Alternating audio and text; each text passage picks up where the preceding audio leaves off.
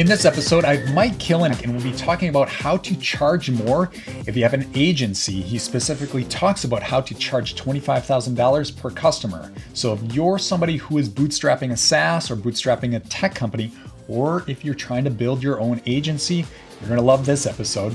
All right, let's dive in. Mike, welcome back to the show. Hey man, I'm glad to be here. Good to see you again.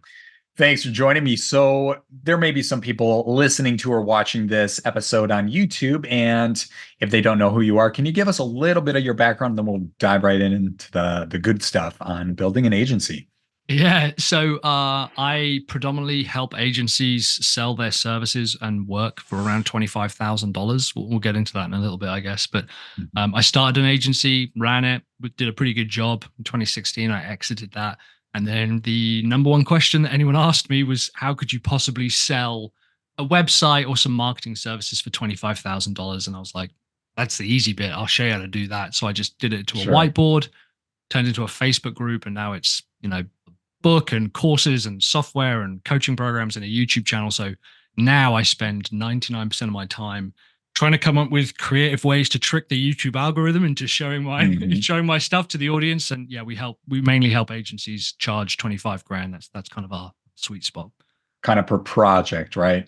Is that the goal? Per project, yeah. It's a good question because ideally, it's a real starting block, right? It's not the be all and end all, but if you can start doing 25,000, in my opinion, is a $3,000 onboarding fee, and then $2,000 a month. And if you can get 4 clients on board, and we'll talk about like, what does $2,000 a month get you? But if you can get 4 or 5 clients on board, that's a $120,000 business. That's $10,000 a month.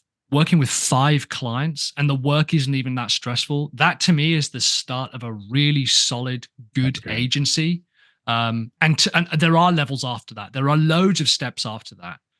But that often gives people the freedom to start going, oh my God, I don't have to do this for 40, 50, 60 hours a week. So that's kind of why we've done that. It's really per client. And of course, again, as I'll share, we've had clients who have done way more per client.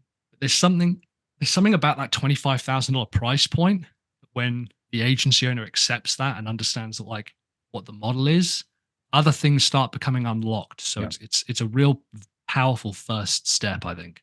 We're going to dive into this in a second. To the audience out there, I just want to we'll take a step back and give context on the why behind this episode. So Payback Time, the new theme is really focused on tech and SaaS, building that kind of business. Now, there are a lot of SaaS and tech business owners that are not able to raise capital. In fact, about 1% of tech businesses raise capital. So in other words, it's very hard. So how do you raise money? Now, a guy out there that I have a lot of respect for is Nathan Latka. He's got a great podcast on building SaaS businesses. And a lot of the people he interviews talk about creating an agency. And you can kind of optimize your pricing. You can optimize your schedule so you can make decent money and still have plenty of time to work on your SaaS, your tech business, because your alternative to that is to go work in corporate America.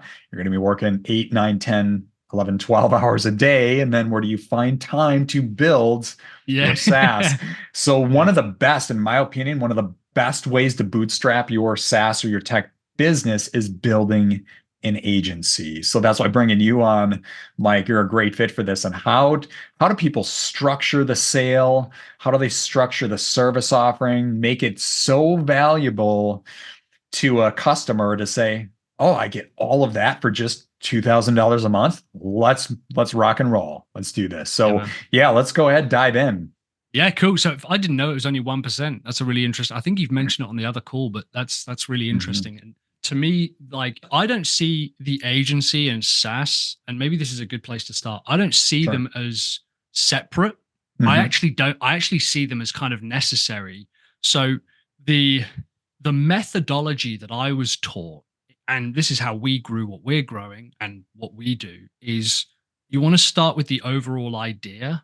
And maybe you've already got that from the SaaS or the freelance work that you do, or you've got an agency and you think about SaaS or whatever it is. You take the idea, in our case, helping agencies sell their products and services for $25,000. So that's like the idea. You can call it a niche or whatever. The basic methodology that I've been shown is that first of all needs to become some kind of service, like a process that you can implement with. So you need to be able to sit down and do it with people in a very, at first, slow, clunky manner where you're kind of figuring it out. Then that turns into media, as in you have white papers and blog posts and content, and you can talk about this process and the results you're getting. And then that turns into software.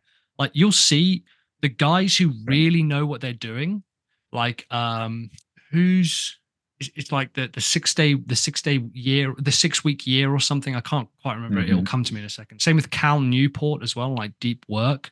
They have a handful of clients who are paying them hundreds of thousands of dollars a year to go in and consult with them. So they have this idea, I'm going to help you guys do 8 hours of incredibly powerful work a day, a week, or whatever it might be.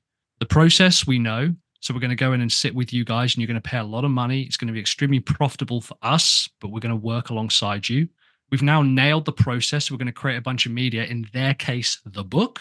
And then the book, they happen to sell software that does exactly the same thing. So I actually see them as part of the same journey, and one should complement the other, and you should be trying to take the stuff that you're learning. And in my opinion, one of the reasons I think people struggle to sell SaaS is because they're not able to sell it one-on-one or one to few in the same service. Because if you're then able to say, okay, if you thought this process was a bit of a grind, which it is, like consulting and coaching and group work, it's hard work, it's valuable work, but it's hard work.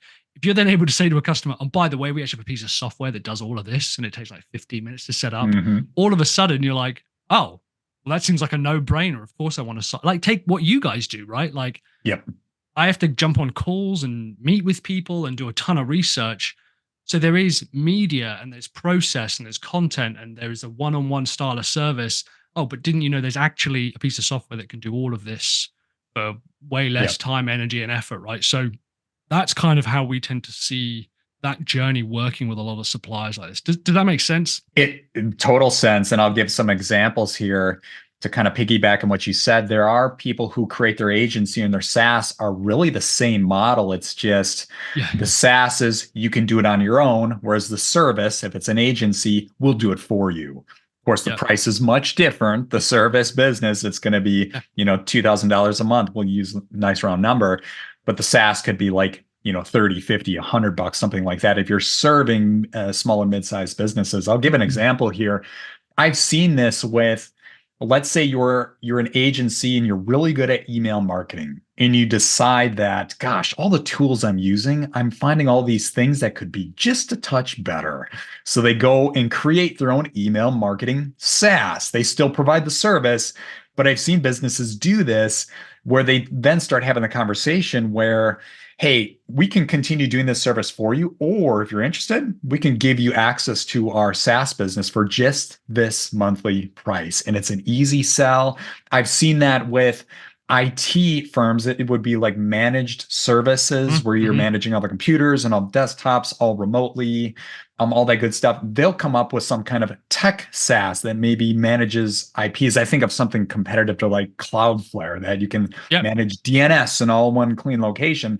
They'll create, it's the same model. It's just, we can do it for you, or you can use a tool and you can do it yourself. And it's such a seamless way to go. And then they'll keep their service for years and keep their best clients. Their maybe complaining clients, they'll find a way to, here's the back door. Right. Yeah. So on that note of like the complaining clients, what we used to do. So when I set up my like agency back in the day, our core offer was, we'll help you turn blog visitors into leads without ads. And at the time, that was like revolutionary. No one had ever thought of doing that.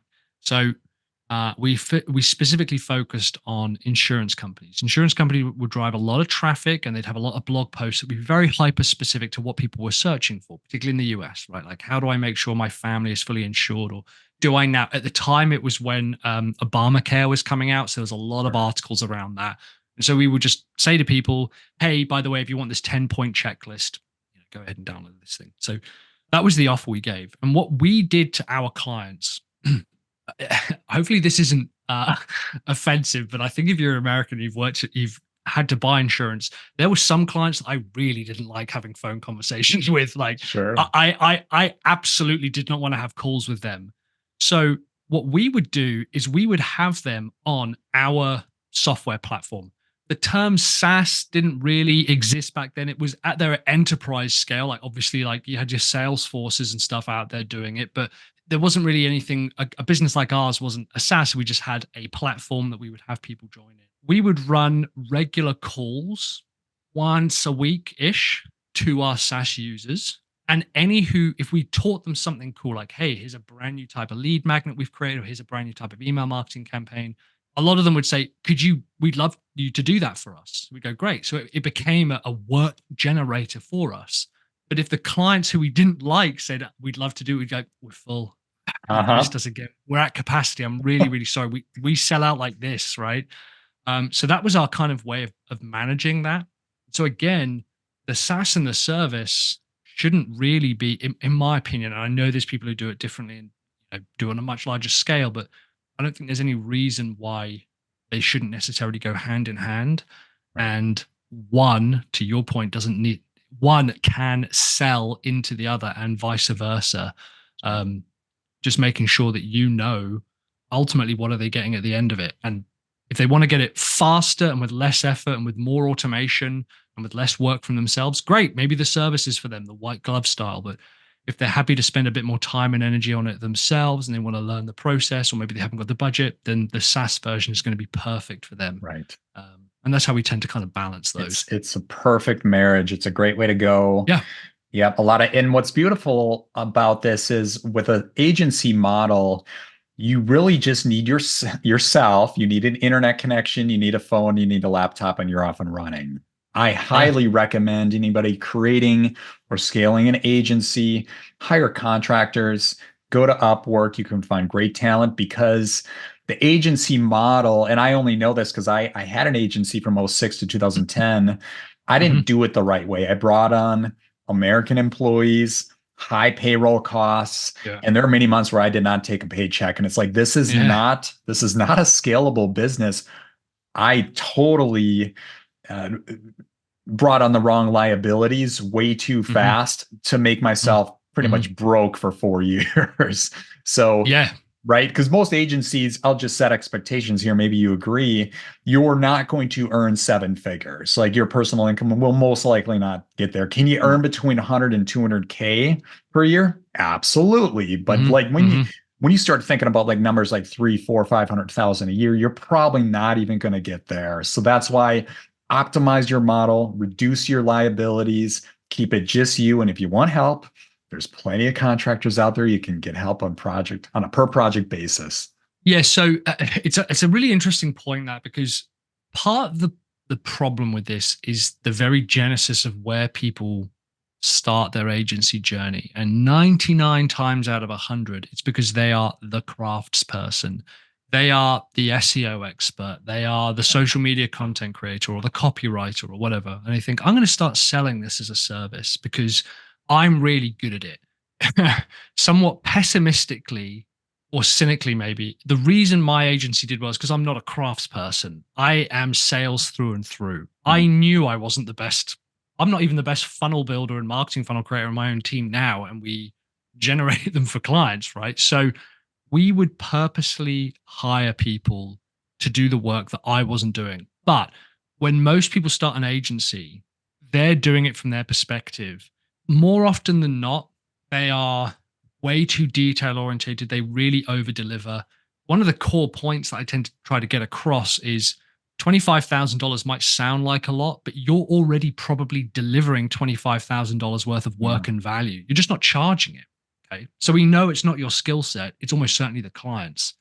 And to take on 2 or 3 or 4 other team members in order to deliver that work, it's crazy, because 25 grand doesn't need a huge amount of extra work and extra people in order to start getting those people some results. So 100% to your point, like, you don't need to hire people straight away. You could even argue that, like, the model that we try to sell is, and again, it comes from the idea, it comes from the thing you're going to start with. And this is so critical.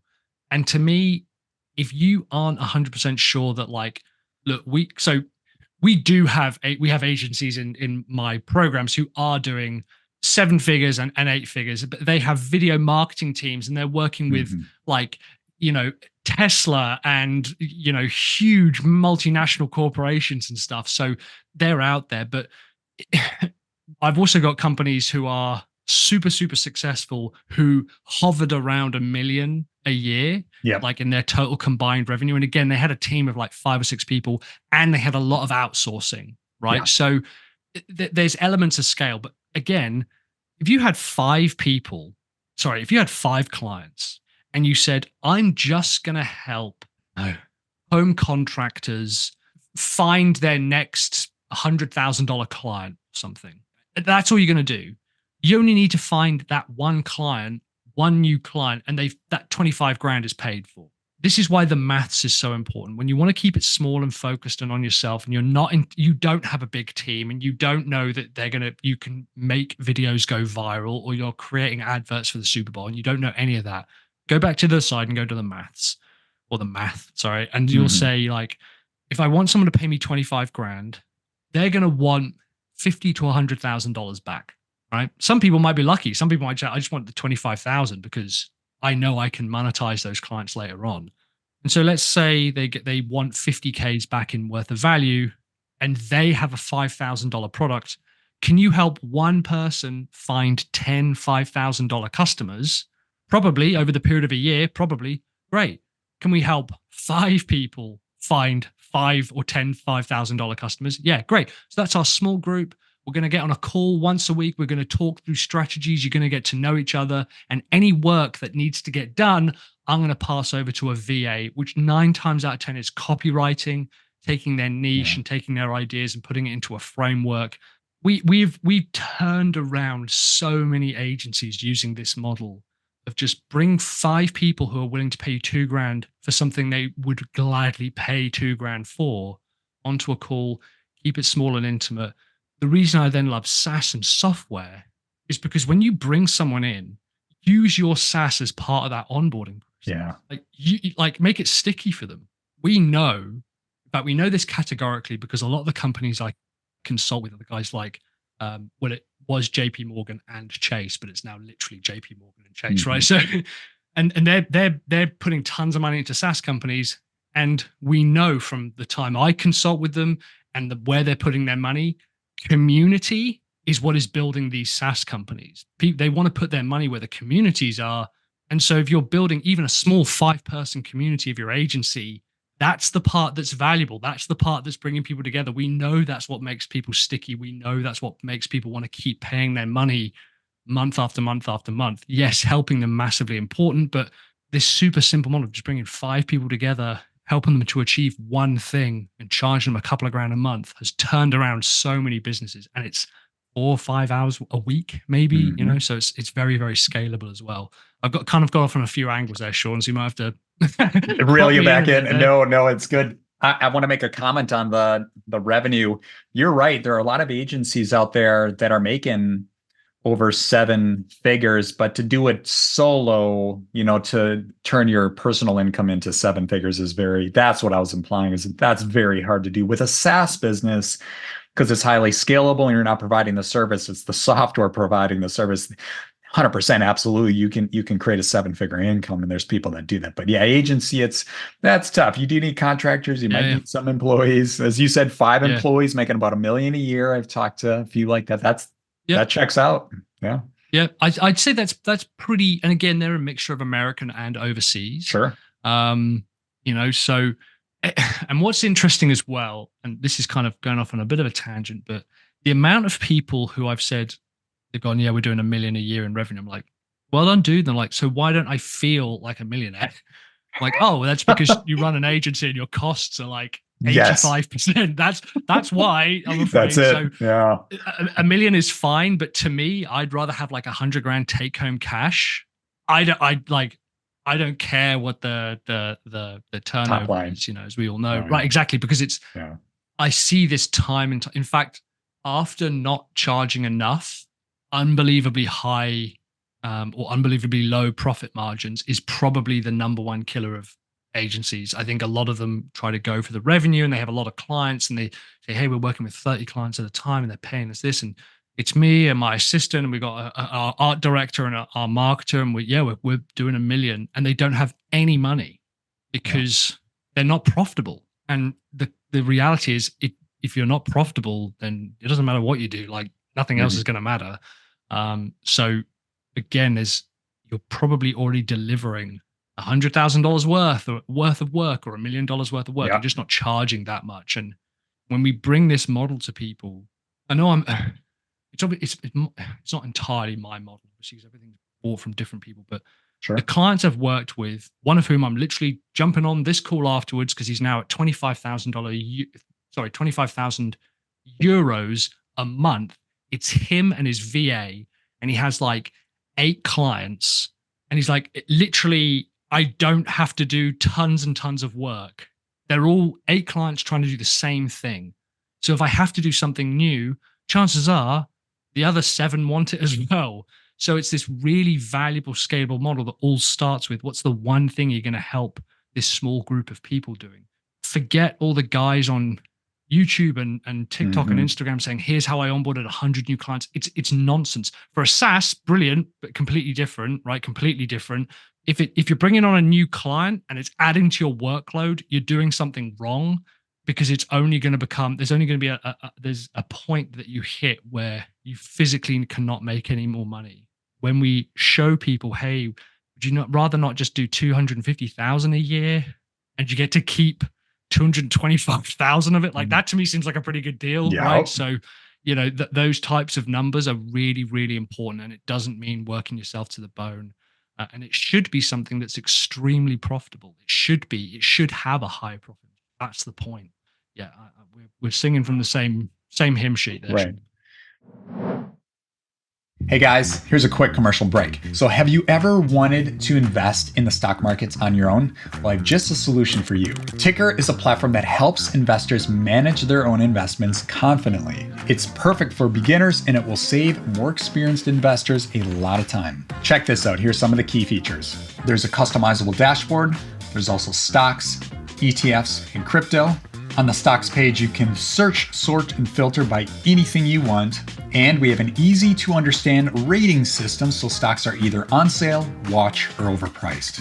We also have a portfolio tracker and custom alerts you can set on stocks, ETFs, and crypto. So if you ever wanted to know what stocks to look for, what stocks to avoid, know when to buy, know when to sell, and help you avoid losing money in the stock markets, I invite you to join Ticker for free.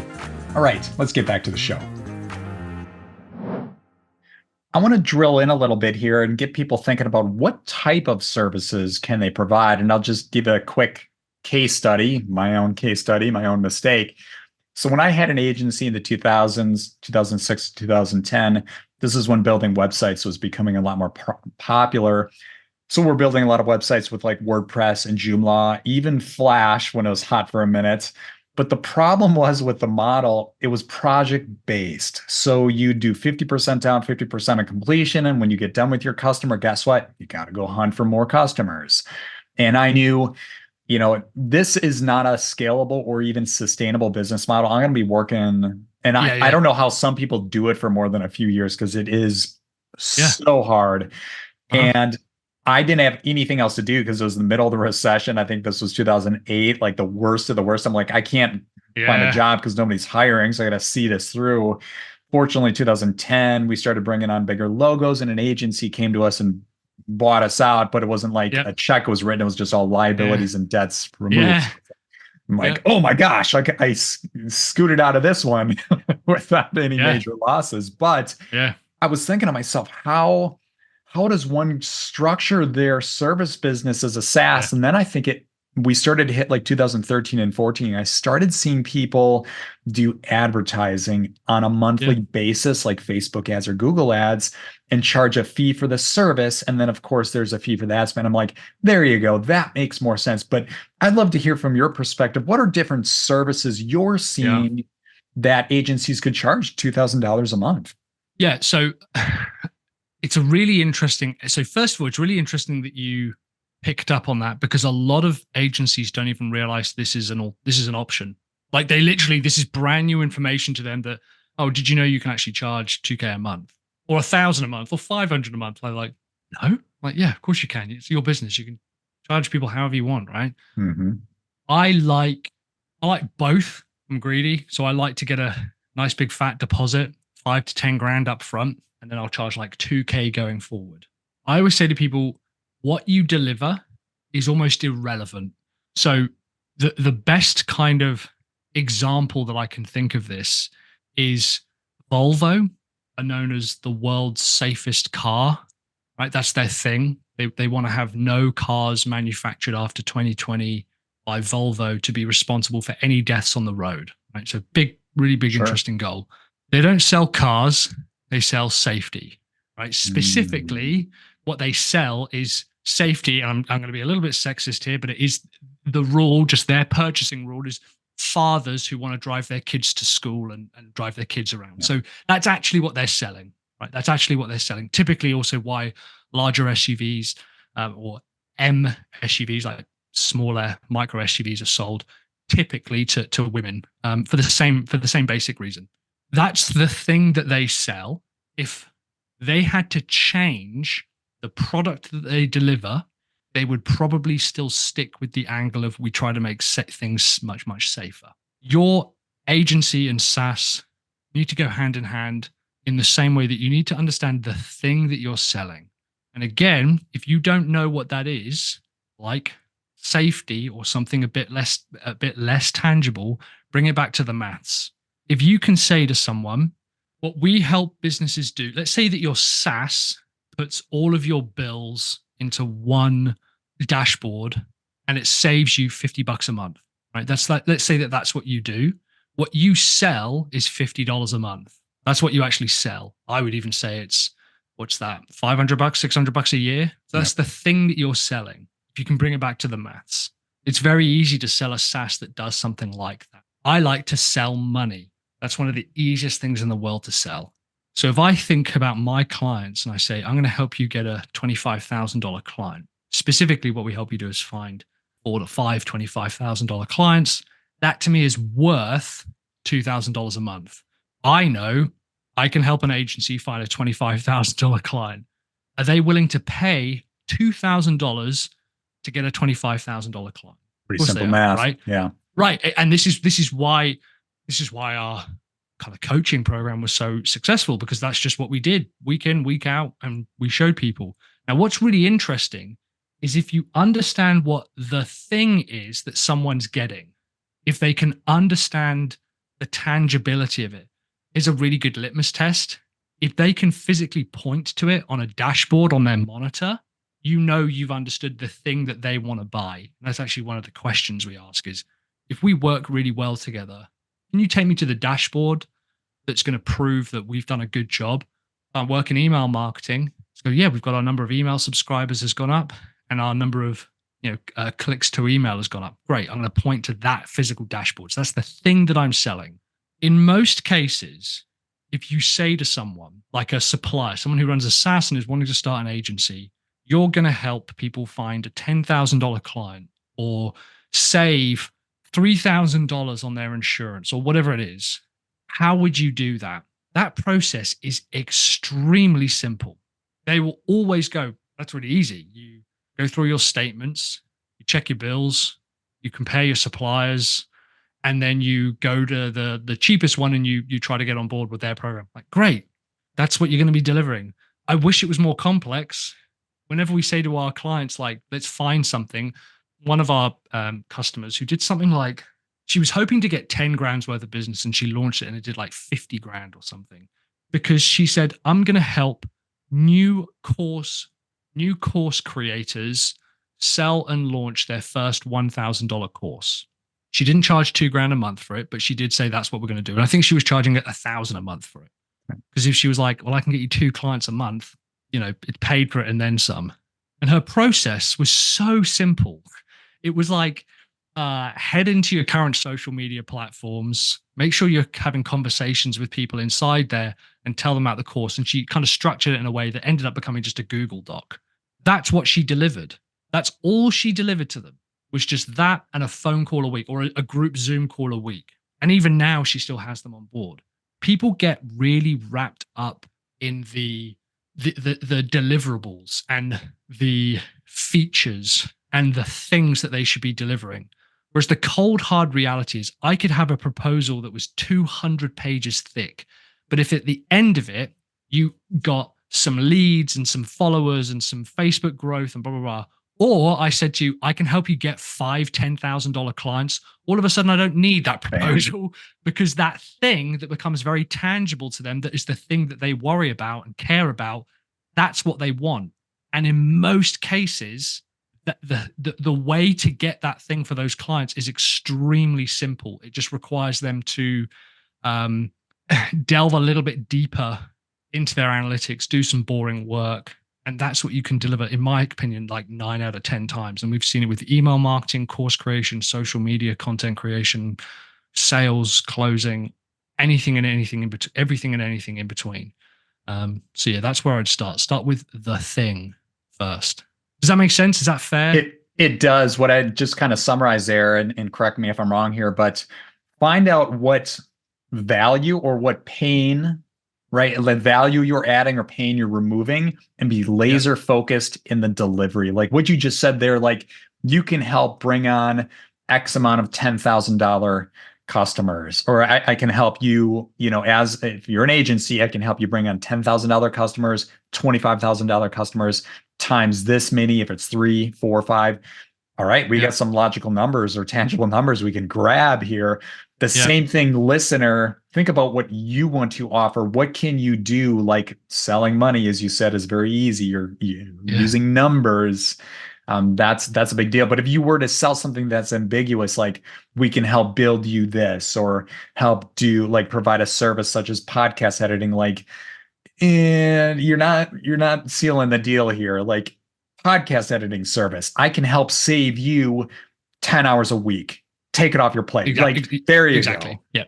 So a really good example of this is someone who basically sold mediation and conflict something. And I always forget the last word. It's basically the step before going to court, right? Okay.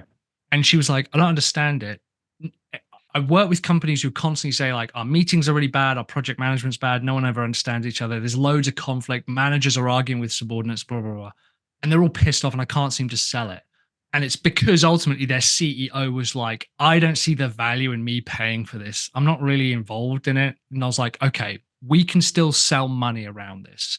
So the questionnaire became, well, how much time does the CEO spend managing these conflicts? A couple of hours a week or a month? Great. What's their hourly rate? On average, what's their hourly rate? If they've got a salary or dividends, how much did they take home last year divided by their working hours? Mm-hmm. Nice and simple.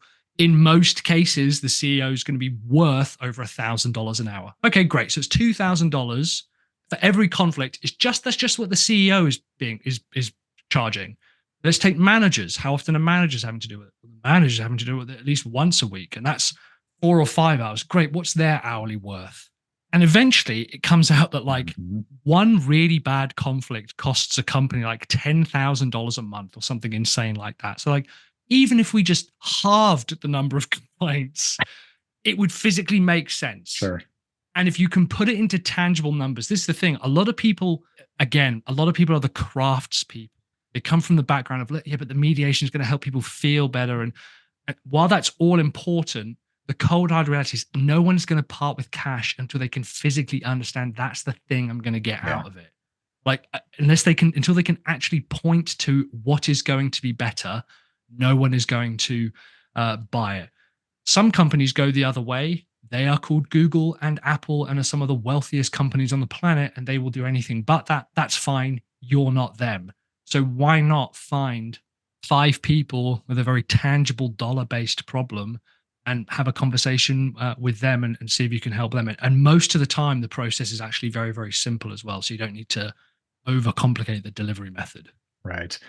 What is Occam's razor? Like the simplest solution is usually the solution, something like that. And it's exactly right. Like keep it simple. And I see too many people trying to overcomplicate and over explain and confuse. I've got a buddy of mine that works in marketing and I asked him, what does your agency do? I want to know what services. You could literally give me bullet points. He spent 5 minutes explaining all these complex, and I'm like, Yeah. dude, you've got a long way to go. Like, come on. Yeah. Well, see, this is the funny thing. Like when I go to events and people say, "What, Mike? What is it?" Like on the start of the call here, what is it that you do? I say, I help people find $25,000 clients or charge $25,000 for their work. They're like, oh, if they're not interested, which 99.99% of the world isn't, that's fine. I don't care. I don't Yep. like, you're not in part of my market. Like I'm qualifying you, then fine. But they still understand what I do. Right. My grandmother understands what I do. Mike helps people make $25,000. That's as complex Simple. as it needs to get. Simple. I don't grow brands. I don't work on innovative, Web 3.0 strategies that are designed to drive. None of that matters because the cold hard reality is until you can tell me physically, what am I going to get at the end of this? The rest of it doesn't matter. Doesn't matter if you have the world's best delivery system. You can't help. People aren't going to be interested in buying from you until they can go, that's the thing I want to get easily. Right? It's so important, and people skip right over it. Marketers, especially, actually. Oh, right. Yeah. Why are you over engineering this? Like, keep it simple. Yeah. So, like, on the keep it simple side, the first question I ask people, like, I want to make 25 grand. Great. Okay. How many proposals are sat in your outbox right now? And they'll go, oh God, 5 or 6. I'm like, well, what's the average cost of one of those proposals? Like, 5 to 10 grand. I'm like, great, let's put $15,000 on all of them and send all of them. It is mind boggling to me how many times people have come back and they've gone, oh my God, I sent out these 6 proposals and they all converted. I'm like, yeah, what the hell did you expect? Like, that's when I talk about the simplicity is key. When you say keep it simple, so many people are sat on the thing that they're supposed to do. But what they need often from an agency or a consultant is that push or the reassurance that it's going to be okay. Yeah, you're doing the right thing. It's okay. So yeah, most of the time, in my opinion, people are already, if you qualify them enough, they're already sat on their return on investment already. They're just not doing anything about it. And then you can work on other stuff. But by that point, you're already making money and you can invest in some new strategies and techniques. But yeah, keep it simple, 100% right from the get-go. Love it. Love it. All right. Before we jump to the rapid fire round, is there one other key takeaway you can give our audience? Yeah, you mentioned earlier about like recurring revenue. That's key. I wish I had like a really clever, snappy thing about recurring revenue, but my advice would be just research it, dig into it a lot. There are even events set up to just deal with recurring revenue. There's a ton of stuff on YouTube. I've got a ton of stuff on it. You need something, just like you have your SaaS, you need something that brings in recurring revenue. And there's no reason why it can't be a $2,000 a month consulting and agency package. So if you feel, oh man, I'm kind of sick of searching for clients, it's way easier keeping 5 clients happy than searching for a new exactly right. Than searching for a new one every month. So my kind of final piece is really, if every bone in your body is saying recurring revenue just wouldn't work for my business, that to me is the biggest sign that it is and that you're resisting it and that you need to go after it. If you think it definitely wouldn't work for your business, that to me is the biggest sign that you probably need it in your business. So yeah, that would be the last kind of thing I'd want to sign off on. And on top of that, just to add my 2 cents would be if you can't structure your offering, you got to get creative or you got to think outside the box. How do you add something to it? For example, going back to my days, like I know agencies that'll build websites for people, but that's no longer the thing. That's kind of like you're going to pay a fee, just a bit more spread out over a year for the website, but the main service would be getting more clients in the door via advertising or editing podcasts or editing video or something that can be done on a monthly basis. Because when a website is, you're done building it, if it's not e-commerce or something massive, the amount of maintenance is minimal. So the client's not going to be like, oh, I'm going to continue paying. It's like, no. So yeah. And it's also important to understand that, to me, the world's best sales are made when you do the world's best qualifying. I would rather spend way more time qualifying people out. And when I go through their numbers, I'm like, holy shit, how are you not making an extra $100,000 a year? And it's because they don't know easy stuff like email marketing. They've never emailed their list. And I'm like, I'll go into your email. our email marketer, his entire job is to go into my list and just email market people. And that's $2,500 a month. He's not even full time, but I'm like, I'll pay it because I know that if he converts 5 clients, that's money. That's free money as far as I'm concerned. Yep. And that's because he looked at our numbers and was like, how are you not driving these sales? I'm like, because I'm busy. I got other stuff to do. Yeah. I'm constantly forgetting to do stuff. So there are clients out there who are sat on your money and sat on your ROI. They just haven't got the wherewithal to take those next steps. And that's a real missed opportunity for people. Right on. All right. I know you've got a meeting top of the hour, as do I. That's right.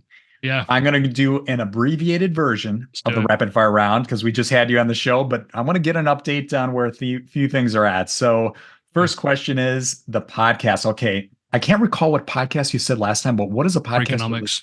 Freakonomics, was it? Okay. Yeah, that was the one last time, which I do still listen to a lot. But the other one at the moment that I go back to constantly is one called Do Go On, which is an Australian. Okay. That's a new one for sure. All right. Next question relates to reading books or listening to books. Is there a recent book you read in the last month or so? I've been on a real history binge. So I could just say I've been reading like medieval history and Tudor history and stuff. It's been fascinating. I've been like a stack of them. So I wouldn't know any in particular. I think it's called the series is like Outrageous History. It's all on Kindle. It's been fascinating. Interesting. I wish I had more for you, but yeah, that's tons of them at the moment. All right. And then one more here, which is the movie question. What is a movie or TV show you've watched in the last month?